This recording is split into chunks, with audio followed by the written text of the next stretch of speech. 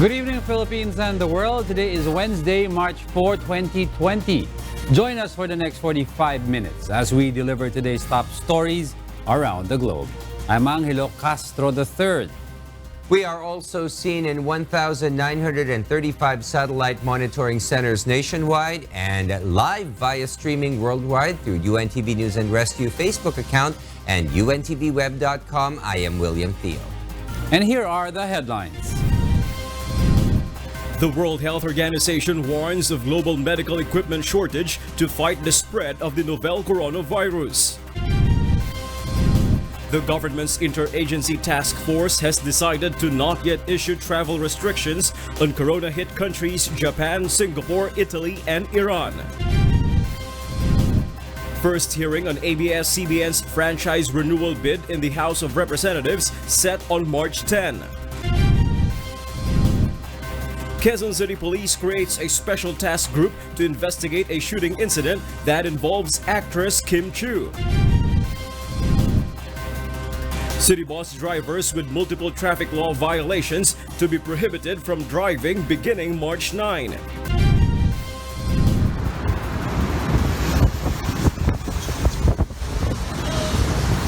And at least 25 people were killed and hundreds were hurt when twisters hit Tennessee, USA.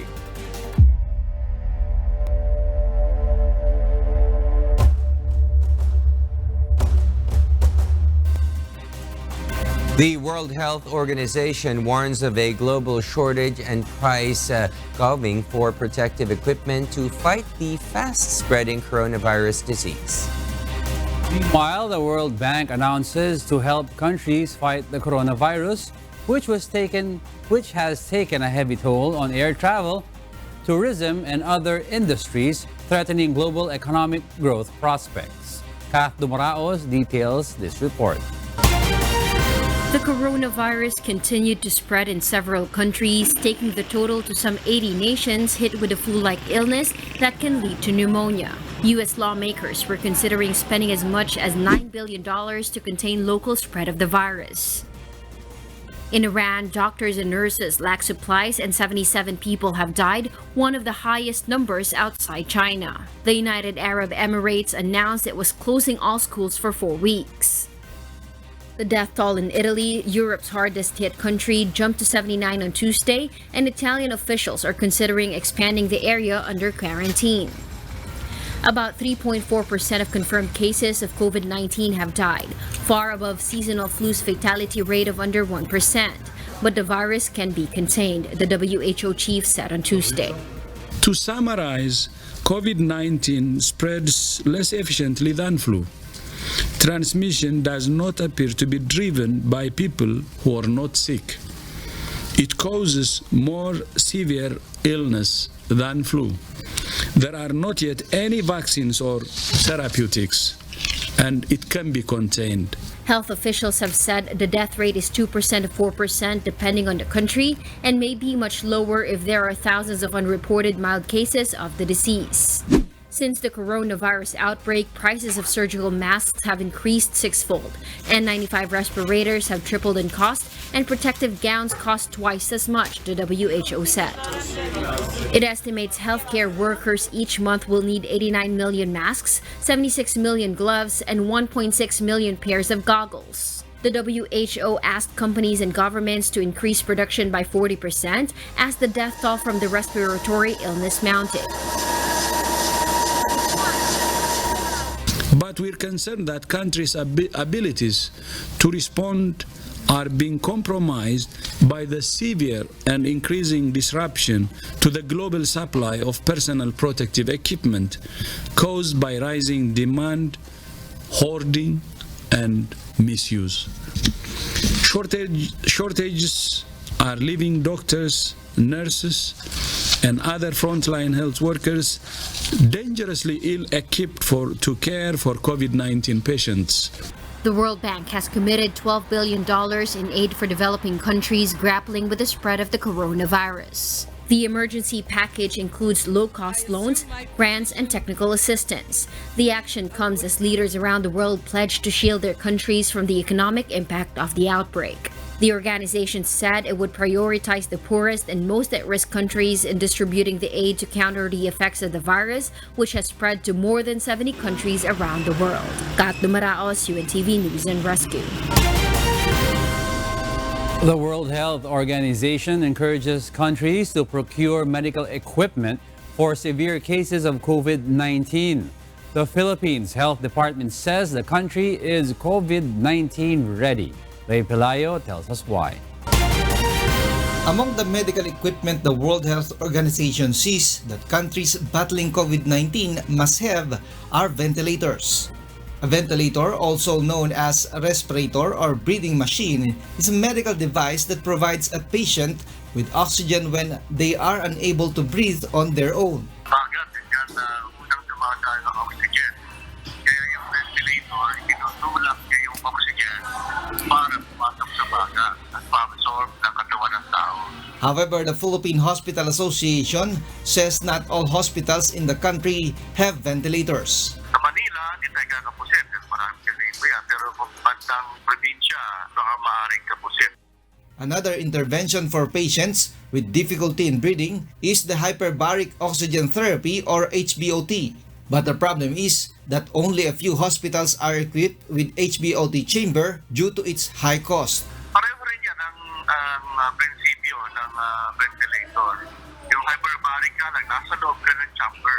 Health Secretary Francisco Duque III stands firm that hospitals in the country are ready to face COVID-19 cases.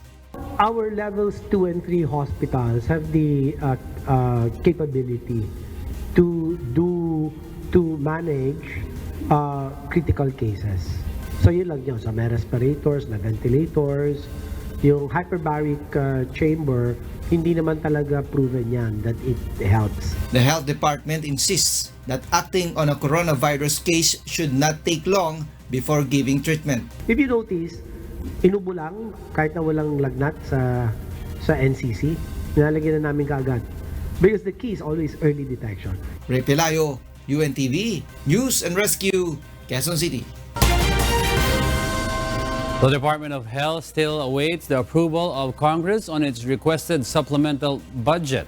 However, the DOH maintains it has enough supply of personal protective equipment for Filipino health workers for 90 days. Meanwhile, there are no additional travel bans imposed by the Philippine government at the moment. Aiko Miguel explains why. The Interagency Task Force on Emerging Infectious Diseases has not included in their plan a travel ban on Iran, Italy, Japan, and Singapore. Health Secretary Francisco Duque III explains although the 4 countries have confirmed COVID-19 cases, that is not basis for the IATF to impose travel restrictions. One factor the IATF looks into before imposing a travel ban is the bulk of travelers in and out of a country. And although the Department of Foreign Affairs has suspended the issuance of visa for Iranian nationals, the health chief says such measure does not necessarily need to coincide with a travel ban. Ang naging pasya ay hindi natin sila isasama sa travel ban. As a medium risk lang sila. So, kumbaga, ang criteria, 5 pula out of 9, automatic magiging kasama ka sa travel ban. But syempre, hindi lang naman travel ban absolute lahat, meron din selective travel bans. So, depende sa situation. Meanwhile, the repatriation of almost 200 Filipinos from Macau has been scheduled this week on board a chartered flight. Those repatriates will be considered as persons under monitoring or PUM and must undergo a 14-day home or self-quarantine. They will not be housed in a quarantine facility. The DOH and the Bureau of Quarantine have coordinated with local government units for the monitoring of the repatriates' health condition. The need to bring a PUM to a quarantine facility will arise once they manifest symptoms of coronavirus infection.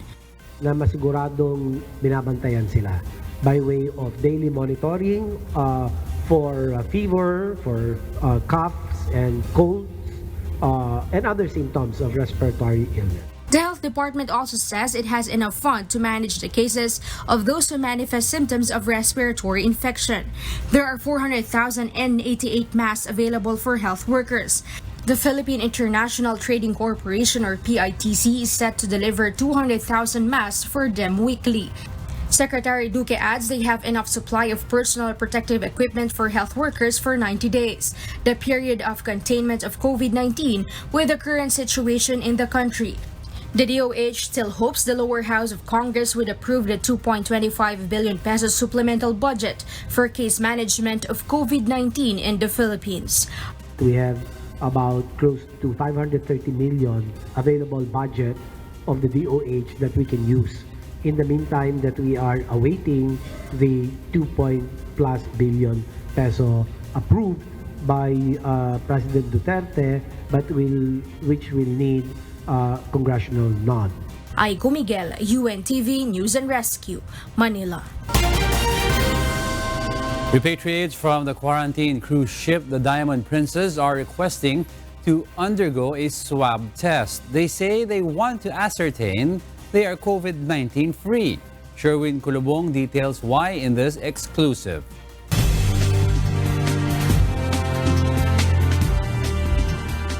Filipino crew members of the Diamond Princess cruise ship who are now under quarantine in the new Clark City Sports Hub in Tarlac Province have a request to the Department of Health.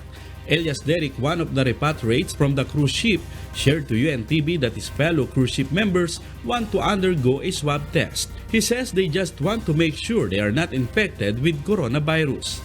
Yung mga naiwan dito, hindi po sila tinis. Nagre-request nga sila, Brad, na itest naman daw sila kasi minsan yung virus no symptoms. Yung swab test, ano po, mayroong itinutusok sa yung ilong na bulak. Kukuha ng specimen ba tawag doon? Specimen. Tsaka sa throat. Tsaka x-ray po. Derrick and 7 other repatriates have undergone a swab test when they were transferred to Jose B. Lingad Memorial Regional Hospital in San Fernando, Pampanga last week after experiencing throat problems. Derrick is thankful he is now feeling well. He is even excited to be released from the quarantine facility come next week to be with his family. Nung isang araw po, bumisita sila sa ospital. Binigyan po ako ng pagkain. Mga kailangan ko. Hindi ko po sila nakita. Video call lang, Brad, kasi nasa labas sila. Hindi kami pwedeng lumabas. Sa kwarto lang kami. Video call lang po. To pass the time, he plays his guitar and does some physical exercise while on quarantine. Nasa Pilipinas ka pero parang wala ka sa Pilipinas. Kasi nakakulong ka, hindi ka man lang mainitan ng araw, hindi ka man lang makalabas-labas. Tingin ka na lang sa may bintana. Derrick had been working as a deck maintenance crew member on the Diamond Princess for 7 months. He is hopeful that what he's going through will all be over with God's help. Sherwin Kulubong, UNTV News and Rescue, Laguna. Meanwhile, Trade Secretary Ramon Lopez says COVID-19 has minimal impact on the Philippine economy. The trade chief adds that among the trading economies, the Philippines is one of the countries with positive growth. Rosa Licos reports why. The Department of Trade and Industry says the supply chain of the Philippines is affected by the outbreak of the coronavirus disease. In particular are the products being imported from Hubei Province, China, the ground zero of the COVID-19 outbreak. In Hubei, quarantine control is implemented and various plants and ports are on a lockdown. Trade Secretary Ramon Lopez says the Philippines' food exports to Hubei has also been affected. Though food exports to the Chinese province is only 1% of the total trading activity of the Philippines with China. This means it has no great impact on the Philippines' economic growth. Sa totoo lang, given our mga estimated 6.5%, malakas pa din yung growth ng Philippine economy. Yung iba ay nagde-decline na po, pati sa kanilang mga outputs at saka exports. Fortunately, sa atin po ay malakas pa din. In fact, dito sa mga trading economies, Philippines and Vietnam na lang ang may positive growth. The trade chief also says the COVID-19 health scare has made countries realize to explore other sources of vital products.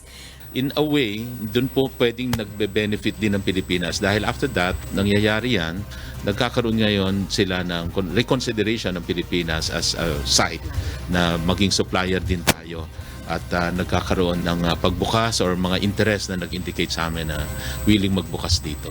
However, Secretary Lopez says that it will be a totally different story if the COVID-19 outbreak will last for many more months.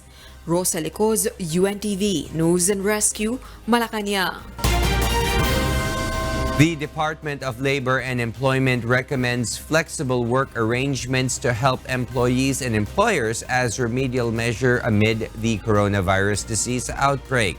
Meanwhile, DOLE denies the alleged mass termination of overseas Filipino workers in Hong Kong and Macau. Asher Kadapan Jr. tells us why.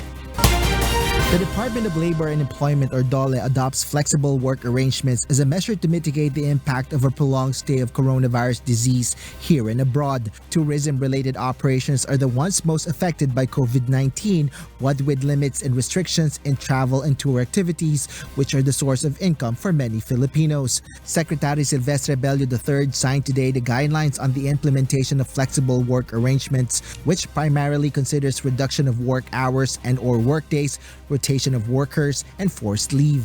DOLE considers these as better alternatives than outright termination of the services of employees or the total closure of the business.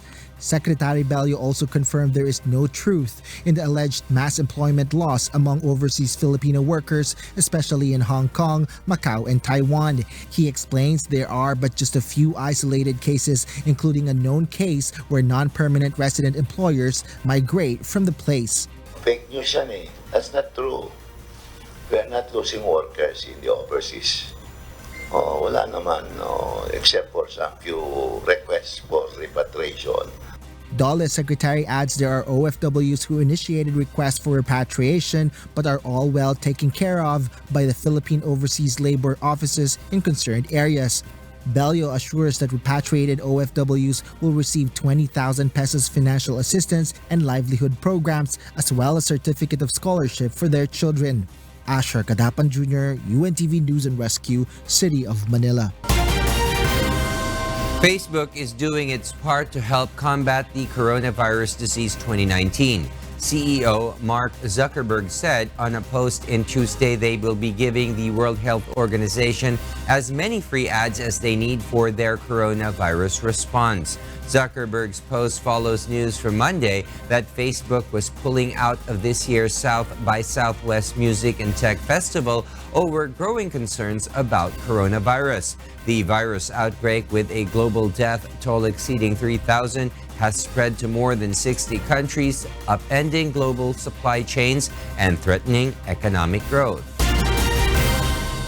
Let's now get the latest tally of the coronavirus cases around the world. The viral outbreak that began in China has infected 93,160 people globally in 81 countries, with first cases reported in Chile, Argentina, and Senegal. Still, the overwhelming majority of cases of the infection are in mainland China, which has reported 80,270 cases and 2,981 deaths, with authorities saying that cases are now slowing down. South Korea is still second to the most confirmed cases outside China, with a total of 5,328 cases and 28 fatalities. The death toll in the European hotspot of Italy jumped to 79, now the highest outside China, and with 2,502 confirmed cases. The confirmed cases in Iran, meanwhile, has doubled to 2,336 and 77 fatalities. Meanwhile, in the Philippines, 662 persons are under investigation, or PUIs, for possible COVID-19. The number of admitted PUIs at medical facilities rise to 39. Meanwhile, the number of discharged PUIs is at 620. The total number of confirmed cases in the country remains at 3. Welcome back. The Naga City government prepares to assist hog raisers affected by African swine fever. 400 swines are scheduled for culling tonight in a barangay in Naga City. More will be culled soon. Alan Manansala details why. Several meat vendors in Naga City, Camarines Sur Province have been experiencing low sales. One of them is Ami Bermas, who has been a pork vendor for 25 years. She says her earnings have been less. Gusto mi ko ta makabalik man an makaintindi ang tao na bako man iyan niya hilang na nakakaulakot baga sa tao. The same is being experienced by June Santos and Melba Sese, who raise about 100 pigs in Barangay Cararayan, Naga City. Hog raising is their bread and butter. They have invested around 500,000 pesos, which might end up to nothing. Yung halos gabos na source kang income yaw talaga dyan gabos. Diyan talaga kami nag-asa. Diyan napapadyan gabos ang kwarta mi sa gastos sa ulit, pakakan, sa Kaya gastos. gali kayo, pag kinumpis ka talaga yan. Lugi kami. Mababayadan sa mo, dakulo ng uring ni. Luging-lugi. In order for Naga City authorities to provide assistance to local hog raisers like June and Melba, the Naga City government has declared a state of calamity. Through this, 30% of the city's calamity fund will be used to aid affected hog raisers. According to the City Veterinary Office, of the 27 barangays in Naga City, 2 have reported confirmed cases of ASF. These are barangays Pacol and Cararayan. Barangay Del Rosario, on the other hand, is being monitored by the City Veterinary Office. Pagkatapos natin dito sa dalawang ground zero na ito, yung suspect natin, baka i-declare na rin. So, na positive. Sana negative. Kung positive siya, naka-geotag na rin siya, na-impormahan na rin yung mga barangay officials concerned. And yung pang-apat na suspect, naka-geotag na rin. And i-discuss na rin yung mga gagawin dun sa mga barangay kapitan na just in case maging positive ito, automatic na ang galaw natin. 400 pigs in Barangay Pacol are scheduled for culling today. ASF-affected hogs in Barangay Cararayan will be culled next. Alan Manansala, UNTV News and Rescue, Naga City. Senator Richard Gordon is set to call for a next hearing on the issue of Good Conduct Time Allowance, or GTCA. In today's committee hearing, the senator was visibly frustrated. Harleen Delgado explains why. Dito, wala tayong nahuhuli na bumabanat eh. That's unacceptable. Senator Richard Gordon was visibly frustrated with the slow-paced resolution of cases of killings of Bureau of Correction officials and personnel.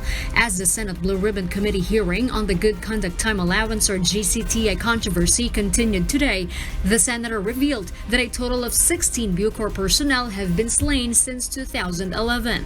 None of these cases have been resolved. The latest victim was suspended Bucor Legal Chief Attorney Frederick Anthony Santos, who was gunned down last February 19, just a few meters away from the New Bilibid prison. According to the National Bureau of Investigation, they are still investigating the possible motives, including the GCTA for sale issue.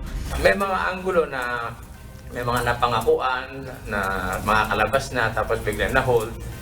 Tapos merong anggulo na naglalabas sa yung commando group doon. The NBI say they have yet to access the dashboard camera recording inside Santos's car, as the vehicle is still in the possession of the scene of the crime operatives, or SOCO. They only have the CCTV footage of the barangay hall. The CCTV at the crime scene was defective. Senator Gordon adds authorities should act swiftly to solve the killings immediately. There's complacency, lack of professionalism, lack of caring for the people who have been murdered. And we cannot tolerate that. We're doing our best at Bucor to solve the case. According to Bucor, 1,896 convicts of heinous crimes had been freed through the GCTA credit. Senator Panfilo Lacson also questioned the seemingly long process in the transferring of cold cases to the PNP Criminal Investigation and Detection Group. Para sa tingin ko, pag 3 months walang nangyayari sa solusyon ng isang crime, masama na tingin ng tao. Inefficient na yung tingin sa police. Sir, I think the reason behind is to give ample time to the SITGs to do or to solve the crime. Senator Gordon also expressed his disappointment with Bucor Director General Gerald Bantag for his absence in the hearing. The senator says Bantag should make sure that the killings allegedly perpetrated by convict assassins will not happen under his watch. You're a weak director if you don't know what's going on. Senator Gordon has given the Department of Justice 3 days to submit its recommendation for amending Republic Act 10592, or the GCTA law. The next hearing is set on March 10. Harleen Delgado, UNTV News and Rescue, Senate of the Philippines. The MMDA will begin to screen the dispatch of city bus drivers. Frequent violators will also be suspended and prohibited to drive city buses beginning next week. Joanne Nano tells us why. Effective on Monday, March 9, city bus drivers with multiple traffic violations will be prohibited to drive. This is based on the Metropolitan Manila Development Authority or MMDA's order. In cooperation with the Land Transportation Office, the MMDA will screen the dispatch of city bus drivers through the Bus Management Dispatch System. Once the name of a driver appears on the list of motorists with numerous traffic violations, the LTO will automatically confiscate his license. The driver will also be prohibited to drive. The MMDA will also provide public utility bus operators with a copy of the list so that they could prevent the violating driver from plying on the roads. The MMDA will also work with the LTO and the PNP Highway Patrol Group to apprehend drivers who will insist to drive despite the order. Kasi may mga ibang drivers naman hindi na dumadaan sa mga dispatching namin. Ito yung nagka-cutting trip, umiikot lang. No? So pag nag-checkpoint natin to, we need to apprehend it. No? Kukunin natin at yung lisensya niyan at i-impound natin yung sasakyan. The MMDA has earlier submitted the LTO a list of around 12,000 drivers with numerous violations. Of that number, more than 2,000 have submitted themselves to the LTO. Their driver's licenses have been suspended for 3 months. Meanwhile, the City Bus Operators Association supports this move, especially that they are also complaining about the huge expenses as they need to pay for the violations of their drivers. Alam nyo, sa totoo lang po, sa no contact apprehensions lang, in 1 month time, over 100,000 sa binabayaran. Alam niyo po ba kung ano mga violations lang ng driver? Talagang pasaway eh. Loading, unloading, beating yung traffic sign. Lalo talaga namang ang dapat madisiplina. It is up to the operator if they want to hire new drivers to replace those suspended so as not to affect the demand of commuters and to avoid losses. Other operators may opt to enroll their drivers with Technical Education and Skills Development Authority or TESDA to learn discipline and road courtesy before allowing them to return to the roads. Joanne Nano, UNTV News and Rescue, Makati City.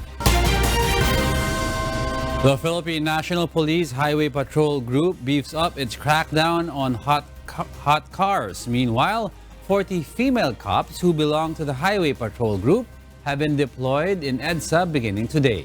Leah Ilagan explains why. The Philippine National Police Highway Patrol Group inspected all vehicles inside Camp Crame today. This measure is part of the PNP's intensified campaign against carnapped and stolen vehicles, as well as the use of recovered vehicles. PNP HPG Director, Police Brigadier General Eliseo Cruz says they have inspected about 12,000 vehicles in different police camps nationwide. Of that number, 100 were issued citation tickets due to violations. Inside PNP camps in the National Capital Region, the PNP HPG impounded 600 vehicles for not carrying ORCR or Regional Receipt and Certificate of Registration. The 600 vehicles are now in the impounding area in Santa Rosa, Laguna. Ang trabaho ng Highway Patrol Group ay maghanap ng mga nakaw na sasakyan. Ninakaw na sasakyan, pinaalarmang sasakyan. Pangalawa, yung implementation ng Republic Act 4136 kung saan deputize tayo ng LTO ay may mga impoundable offenses na kagaya ng walang rehistro, di ba, walang plaka, mga impoundable offenses yan. Meanwhile, in celebration of the Women's Month, 40 police women are deployed to EDSA to monitor vehicles without plate numbers. The HPG chief says those female cops are trained and can run after carnappers if necessary. Tinuruan natin silang magmotorsiklo, gumamit.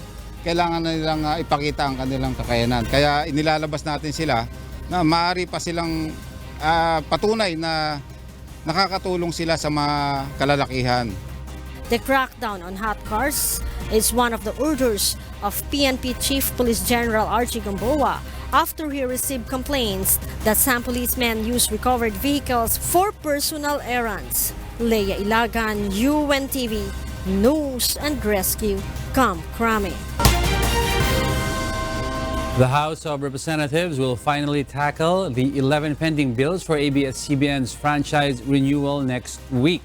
Meanwhile, House Speaker Alan Peter Cayetano reveals his reason for removing Davao City 3rd District Representative Isidro Ungab from his chairmanship post. Vincent Arboleda will tell us why. A date has finally been set by the House Legislative Committee for tackling the 11 pending bills that seek to renew the franchise of Abs-Cbn. On March 10 this year, the committee will hold its first hearing on the proposals.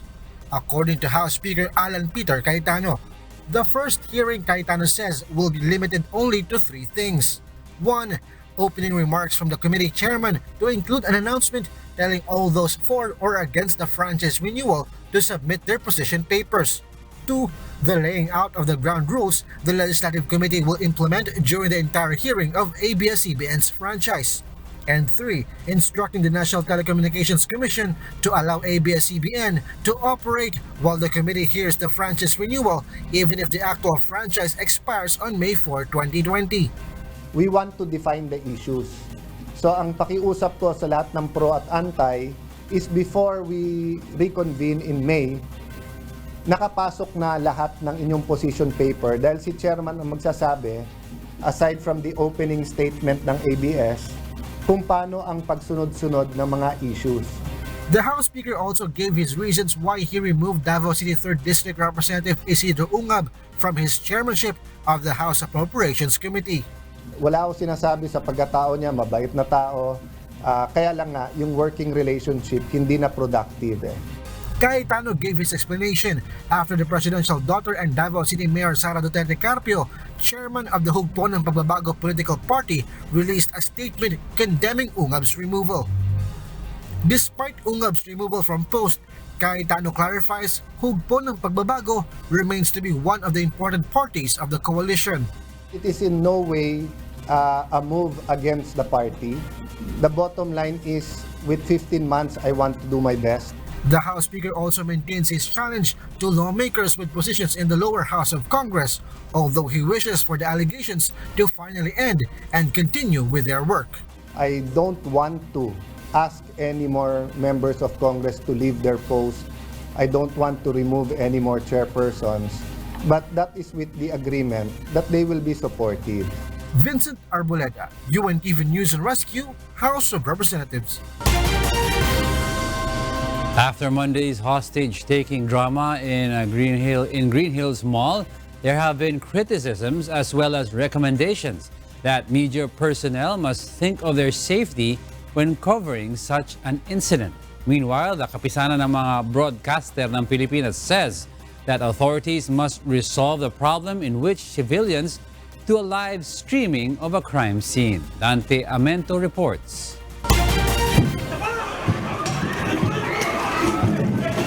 Some people have criticized the PNP's tactical operation during a hostage drama in San Juan City on Monday. Media personalities were not wearing any protective gear. No crowd control was observed. As much as possible, members of media should be identifiable. Suggested na may vest, may uniform, pero hindi naman required yon. Ang mas required under our code of ethics is the conduct of media personnel, broadcast media personnel. No? Ang template niyan, yung nangyari sa Luneta nung hostage taking noon. Kapisanan ng mga broadcaster ng Pilipinas or KBP spokesperson, Attorney Rudolph Holarbal, says what transpired must be avoided to happen again for the security of media personnel. Based on the Broadcast Code of the Philippines, during a crime or crisis situation, the authorities' ground commander must be followed. Doon sila kukuha ng cue at mga permiso kung anong pwede nilang gawin. Hindi dapat basta-basta sumusugod ang media dahil it can endanger lives. First, the safety and security of individuals must be prioritized more than the rights of the public to information. Vital information like the plan, strategy, the authorities' specific positions, and live footage of the ongoing incident should not be broadcast live. It shall be assumed that the perpetrator has an access to the broadcast station. Holarbal cites the Luneta hostage-taking in 2010, where the suspect monitored what was happening outside the Quirino Grandstand premises. The suspect was agitated when he witnessed the live coverage of his brother's arrest.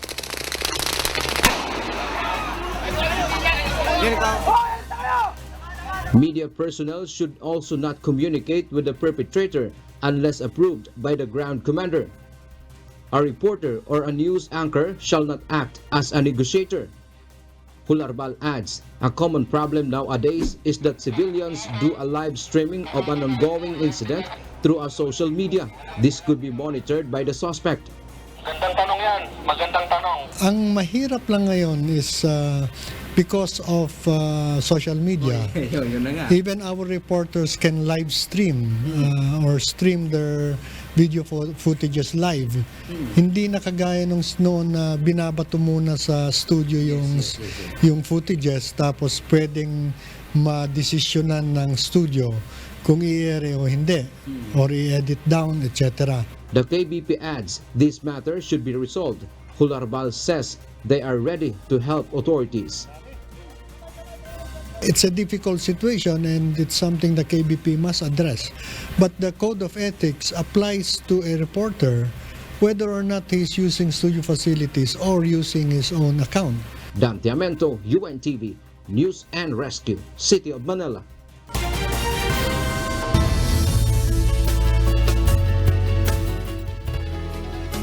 Pag-asa spotted a low-pressure area at 745 kilometers east-southeast of Hinatuan, Surigao del Sur. Pag-asa says this weather system is less likely to develop into a tropical cyclone and to make landfall in any part of the country.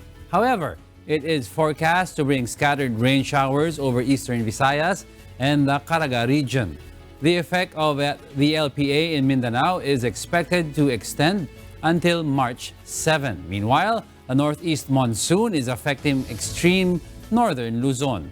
Batanes and Babuyan group of islands will experience light rains. Isolated light rains will also prevail over Metro Manila and the rest of Luzon due to the easterlies. Localized thunderstorms are expected over the rest of Mindanao.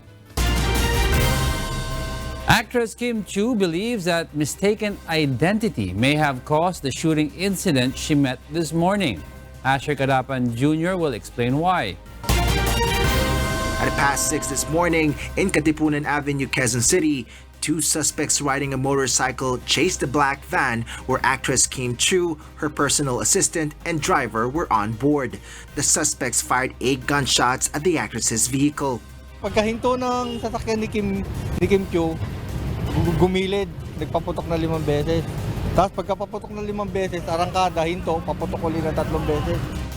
Luckily, no one was hurt. On her social media account, Kim Chiu posted a message saying she was shocked to see a bullet on the windshield where her head was. She is thankful she was at that time not reading her script but was rather sleeping. The actress also wonders why the incident happened when she knows no rivalry or dispute against anyone and thought it may be a mistaken identity. Authorities are still investigating the incident and have yet to identify the suspects. Asher Kadapan Jr., UNTV News and Rescue, Quezon City.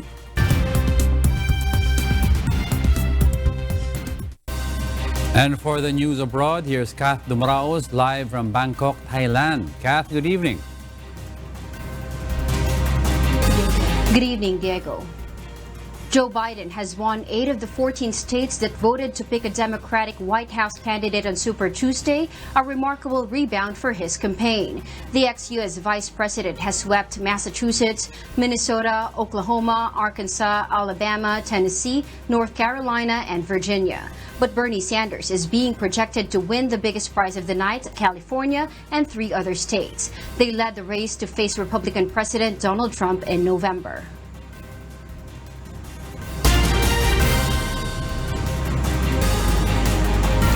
A powerful storm system cut a path through the middle of Tennessee, toppling electrical lines and littering streets with debris.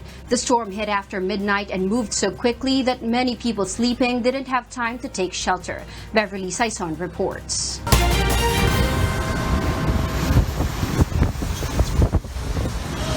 A string of tornadoes tore through Nashville, Tennessee, and surrounding counties early on Tuesday, killing at least 25 people, leaving others missing, reducing neighborhoods to rubble as voters across the state cast ballots in the Super Tuesday presidential primary.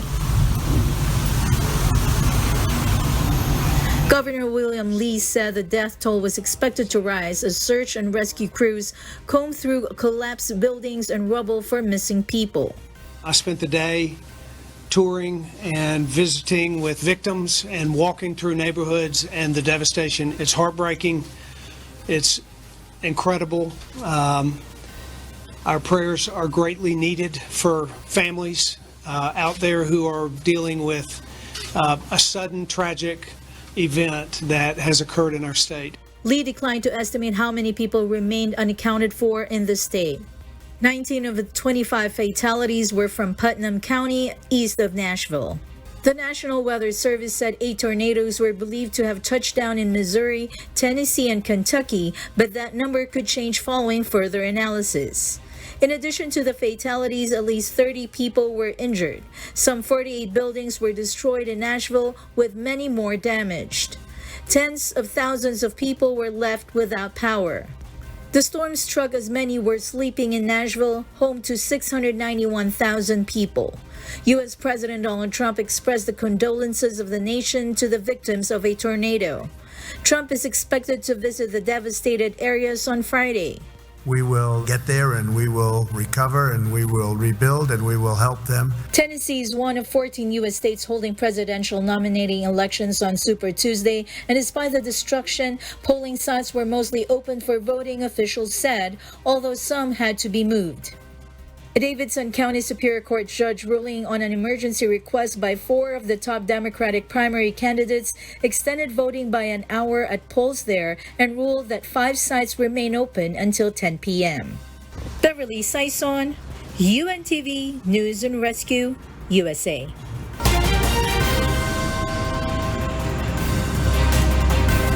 Scores are dead and many are missing as heavy rains bring landslides in the southeast part of Brazil.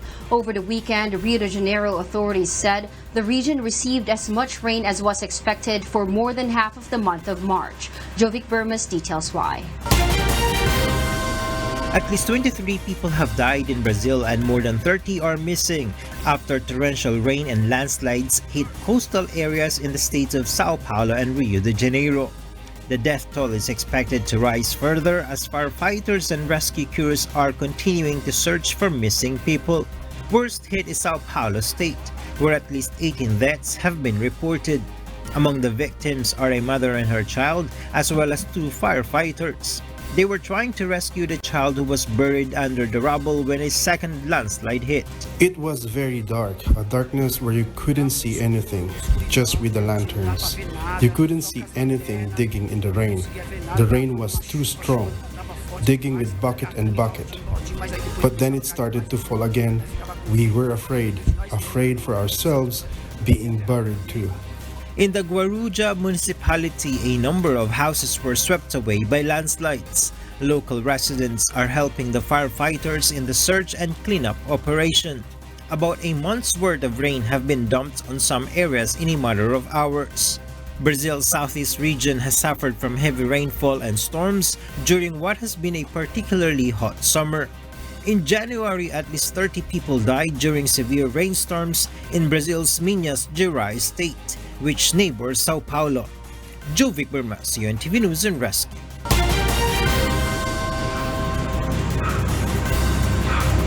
Japan's Olympic minister says the Tokyo 2020 Games could be postponed from the summer until later in the year amid fears over the coronavirus outbreak. In a response to a question in Japan's parliament, Seiko Hashimoto said Tokyo's contract with the International Olympic Committee calls for the Games to be held within 2020. She added that could be interpreted as allowing a postponement. The Games are due to be held from July 24th to August 9th. Under the hosting agreement, the right to cancel the Games remains with the IOC. IOC President Thomas Bach says his organization remains very confident with regards to the success of the Games in Tokyo. And those are the news from the other parts of the globe. Back to you, Diego. Thank you, Kath Dumaraos, reporting live from Bangkok, Thailand.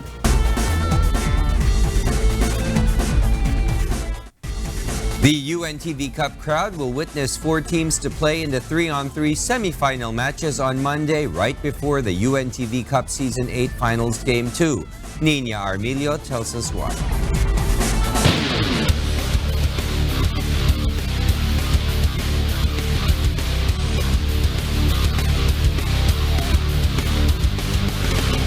UNTV Cup has expanded its avenue for the participating teams to give more to their chosen beneficiaries, coinciding with Game 2 of the best-of-3 series of UNTV Cup Season 8 between defending champion AFP Cavaliers and rookie team DNR Warriors are the semis and final battles of the UNTV Cup 3x3 Challenge.